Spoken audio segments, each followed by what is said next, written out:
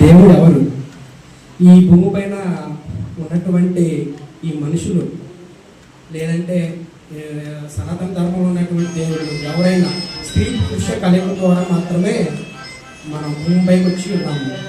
అయితే యేసు ప్రభుల వారిలో దేవునిలో ఉన్నటువంటి 3 లక్షణాలు చెప్తాను. 1 పుట్టిక, 2 జీవించడం, మన కోసం మరణించి మరణాన్ని జయించి 3వ రోజున తిరిగి లేచినటువంటి నజరేయుడైన యేసుక్రీస్తు.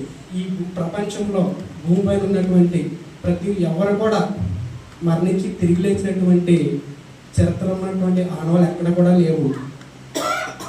పుట్టుక చూస్తే స్త్రీ పురుష కలిసి లేకుండా కన్యమరియని ఎంచుకుని యేసుప్రభు భూమిపై వచ్చారు.